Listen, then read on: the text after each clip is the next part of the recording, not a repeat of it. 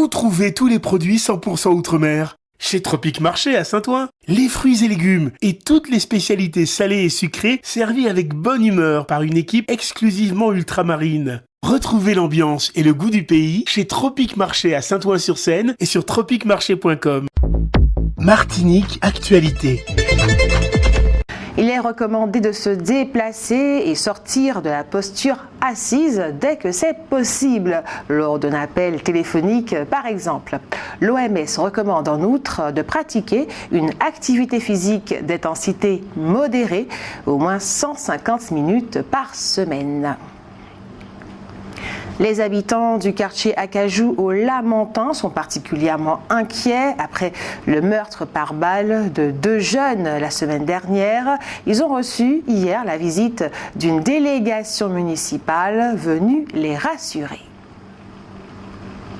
Le service d'incendie et de secours 6 de Martinique a lancé son site internet officiel. Cette plateforme accessible à tous offre un éventail d'informations et de services en ligne à destination des Martiniquais. On peut notamment y découvrir les missions du 6 Martinique, l'organisation de ses équipes et les moyens mis en œuvre pour assurer la sécurité des usagers, des conseils de prévention avec les bons réflexes, un accès simplifié aux démarches en ligne, les formulaires pour les demandes d'attestation ainsi qu'un espace dédié au recrutement. Le collectif Guadeloupe Éthique et Démocratie, composé d'intellectuels et de personnalités du monde associatif, interpelle le préfet de Guadeloupe suite à la parution de l'article du journal Libération relatif aux profits qualifiés de suspects du groupe GBH. Ses membres réclament des investigations poussées sur les présumées pratiques anticoncurrentielles du groupe Bernard Ayotte. Les membres de ce collectif prennent l'exemple du préfet de la Martinique qui, lui, a d'ores et déjà annoncé qu'il comptait interroger les services de l'État dans ce dossier. Et c'est Victoria Mboko, une afro-descendante canadienne qui a remporté le tournoi international de tennis féminin de Martinique. Elle a remporté en finale contre Claire V. Ngounou, une afro-descendante américaine, sur le score de 7-5, 6-3. Elle a également remporté la compétition en double avec sa compatriote Cadence Brown. Une jeune femme vivante à Turin et qui a transporté 1,6 kg de cocaïne entre la Martinique et Paris a été condamnée hier lundi par le tribunal judiciaire de Créteil dans le Val-de-Marne. La jeune étudiante infirmière avait été interpellée dans la nuit du 8 au 9 janvier à l'aéroport d'Orly en possession de la drogue. Elle avait ingéré 100 petites capsules remplies de cocaïne et en avait aussi dans son vagin, le tout pour une valeur de 52 000 €. En contrepartie, elle devait percevoir 3 000 €.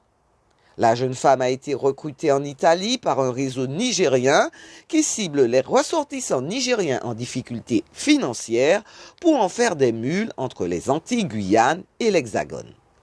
Elle a été condamnée à 18 mois de prison, à une amende de 5 000 € et a été incarcérée à la fin de l'audience. Le tribunal a également prononcé une interdiction de 5 ans de séjour sur le sol français. Après sa peine, elle devrait être expulsée du territoire. La ville de Ducos, en collaboration avec l'association Carnaval de Ducos, organise l'élection en ligne de la reine, de la mini-reine et du roi de la sape du Vidé Vavaltour. Cette élection se déroulera par catégorie: reine de 13 à 21 ans, mini-reine de 6 à 12 ans et roi de la sape de 6 ans et plus. Les inscriptions sont prises avant le 15 janvier au 06 96 98 61 66. Je reprends, 06 96 98 61 66. Et après les annonces de retrait de diverses compagnies d'assurance sur la prise en charge des conséquences des émeutes en Outre-mer, la Fédération des entreprises des Outre-mer, FEDOM, a adressé un courrier au Premier ministre en fin de semaine dernière. Le courrier, co-signé par la grande majorité des organisations entrepreneuriales des différents territoires, réclame principalement la création d'un fonds spécifique par l'État pour prendre en compte ce risque émeute. Le groupe Koji vient de lancer en partenariat avec Cérus Casino Academy la première école de croupiers de Martinique et de Guadeloupe.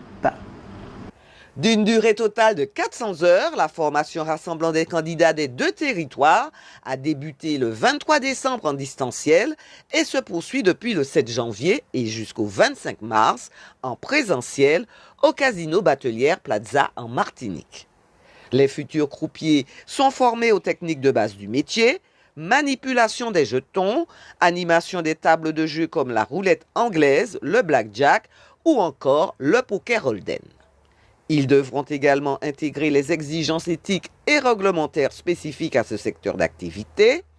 Tous bénéficieront d'un suivi personnalisé, d'une formation reconnue de niveau 4 et d'un accès direct à des opportunités d'emploi stables et évolutifs.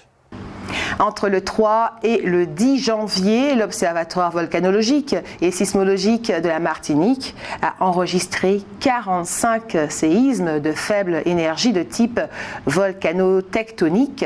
Ces séismes ont été clairement identifiés comme provenant de l'une des zones sismiques actives bien connues à la montagne Pelée, située entre 1 et 1,4 km de profondeur sous le sommet du volcan. Aucun de ces séismes n'a été ressenti par la population. La semaine précédente, l'OVSM avait enregistré 6 séismes d'origine volcanique. En Martinique, depuis 2020, seulement 84 dossiers ont été déposés par les personnes qui estiment avoir été victimes du chlordécone. En Guadeloupe, il y en a 114. 154 dossiers ont été validés. Les bénéficiaires de l'aide touchent en moyenne 2 616 € par trimestre. Mais dans certains cas, ces versements tardent à être effectués.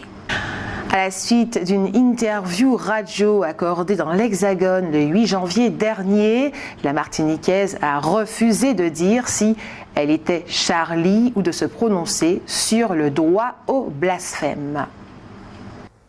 Des non-prises de position qui ont immédiatement suscité une vague de réactions sur les réseaux sociaux.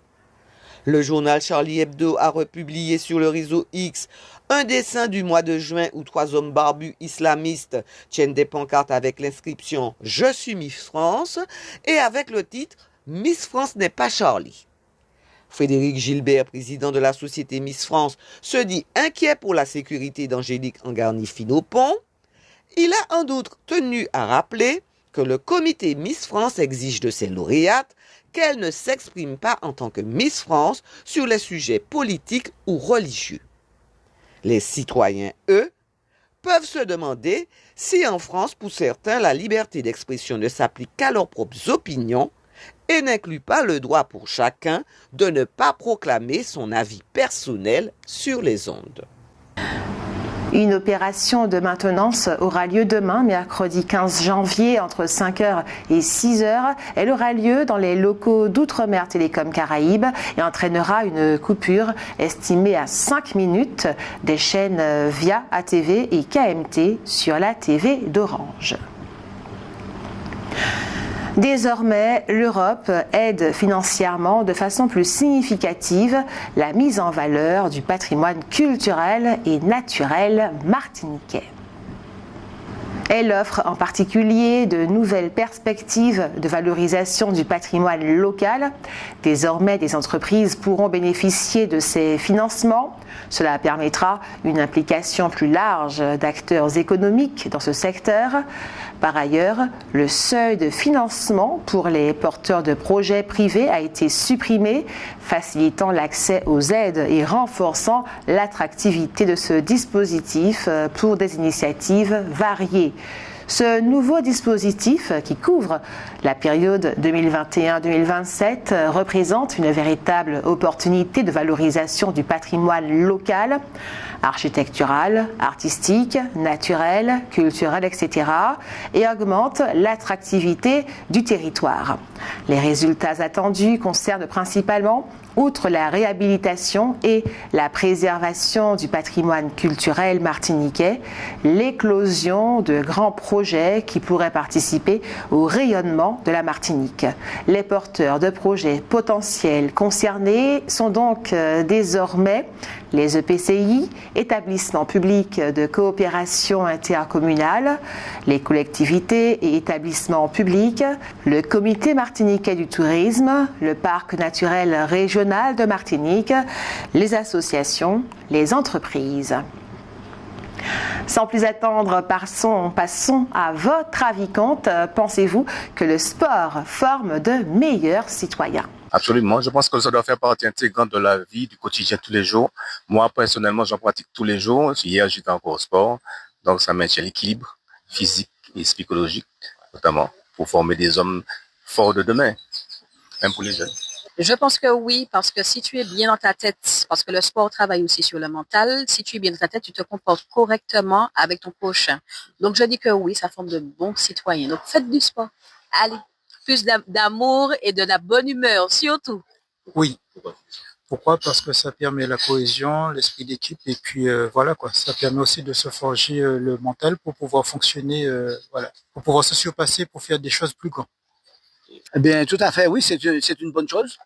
Parce que moi-même, je suis diabétique, donc je vais faire du sport, marcher un peu. Et ça peut aider à être un meilleur citoyen pour toi? Mais oui, c'est de tout, ça fait tout.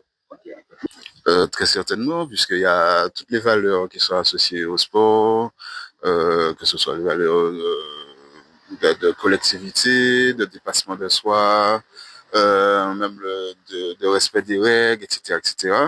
Donc ça peut amener de former de meilleurs citoyens. Ouais. Je suis persuadé que le sport non seulement forme les citoyens et de meilleurs citoyens, mais je pense que le sport pratiqué de manière collective donc a un impact très positif sur notre société à partir du moment où il est bien pratiqué. Pensez-vous que le sport forme de meilleurs citoyens? Pourquoi? Parce que je pense que c'est un vecteur d'échange. Et je pense également que ça permet un mélange de toutes les catégories sociales. Voilà. Alors oui, parce que le sport permet de soigner son mental, aussi son physique. Comme on dit, un esprit sain dans un corps sain. Je pense qu'il y a un peu de nécessité à considérer cela comme ça. Parce que nous faisons de nouvelles rencontres et nous on met parler, nous on met discuter. Donc la santé c'est primordial, mais le sport aussi, ça fait de belles rencontres. Voilà. Je pense que oui, parce que le sport, c'est être bien, c'est se sentir bien, c'est être en connexion aussi avec ce qui nous environne, aller aux choses essentielles. Et je pense que ça facilite la réflexion sur les besoins, sur le superflu, sur ce qu'on attend des autres, ce qu'on est capable de donner soi-même. Forme de meilleur citoyen. Meilleur citoyen. Alors là, c'est un problème. Bon, le sport, il enjambe, il fait bouger les gens et de toutes les manières, je ne sais pas s'il fait beaucoup de citoyens, parce que là, c'est un truc très complexe. Okay. Outremernews.fr, le site de l'actualité Outre-mer, 24 heures sur 24 et 7 jours sur 7. Retrouvez la chaîne Outremer News sur YouTube.